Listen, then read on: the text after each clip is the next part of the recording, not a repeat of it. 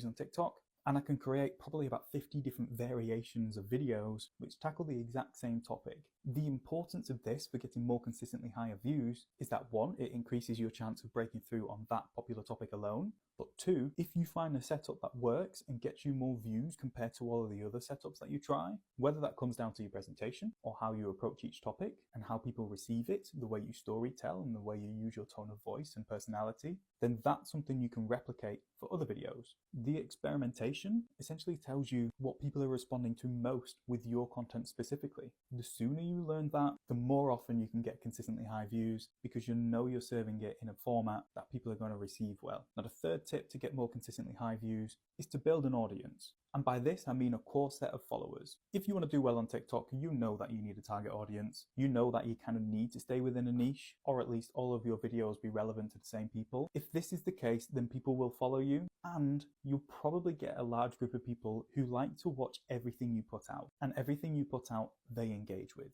That's the key there. If you take the time that's a little bit slow to build this core audience, you will always benefit from that. If people are always engaging with your videos, as soon as they see your face on their FYP, that engagement will push you out further because TikTok sees that video as valuable. So reply to your comments, build those relationships, ask these people what they want to see and turn up the next day and show them. That's how you build a core audience that pushes each video out further so you get more consistently high views over time. So if you can get more consistently high views and keep posting for 6 to 12 months, you can replace your income. You just need to know how to create the right strategy, how to create the right hooks, and have the accountability to show up every single day. That's exactly what we're offering in our academy. We have over 100 people digesting the courses and working with our TikTok coaches to see growth. We've made the price less than 2% of the overall value of the academy to make it accessible to everyone. So make sure you claim a spot by clicking on the link in our bio before spots fill up, and we'll see you over there. If you want to be successful on TikTok, here are the things you need to learn and understand to give yourself a higher chance of succeeding. The first one is content strategy. You might be on here all excited and just post a video. That's the best first step, but you need to learn what content people want to see, what the quality of that content needs to be, what content pillars are frequent within your niche, so it's easy for you to just turn up and go through those pillars.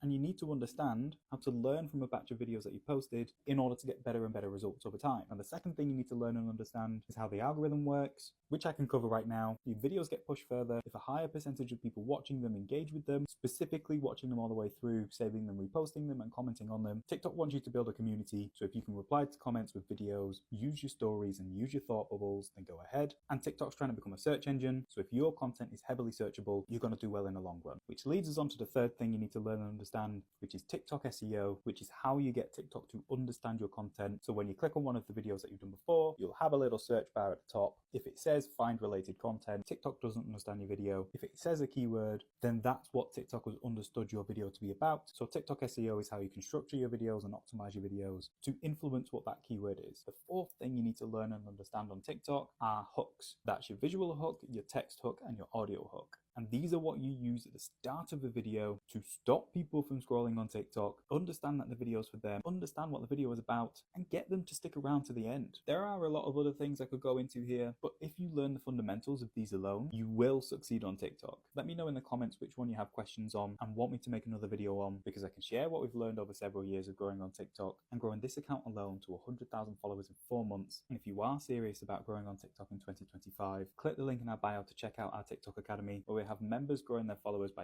thousands each month, getting tons of views, monetizing their TikTok. So click the link in our bio and we'll see you over there. If you've been posting for about 6 months or more on TikTok and you haven't seen any growth, meaning you haven't got a lot of views and you haven't got a lot of followers, or if you aren't monetizing the way you hoped, then here are 3 questions you need to ask yourself, and the answers you give to these questions will help point you in the right direction. So if you're new here, I'm Cal. I grew this account to over 120,000 followers in just over 5 months. I do this for businesses. Me and other TikTok coaches are coaching hundreds of people to do the same. So if you answer these questions and you're honest with yourself and you take action off the back of it, then you will see growth.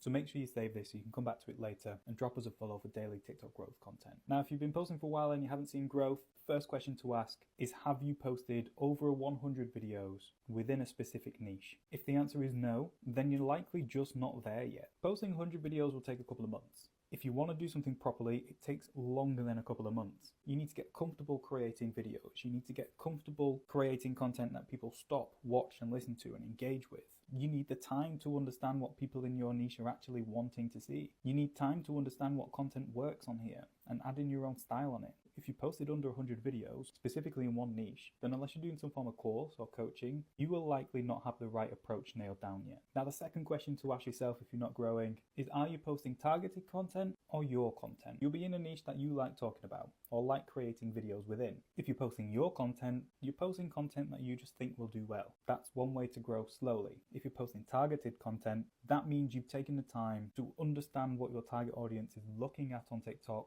seeing what they're engaging with, seeing what hooks work well, what delivery methods work well, and then adding your point of view, experience, thoughts, opinions, style, personality to that content. That's targeted content. Now, the third thing you've got to ask yourself is, have you experimented enough?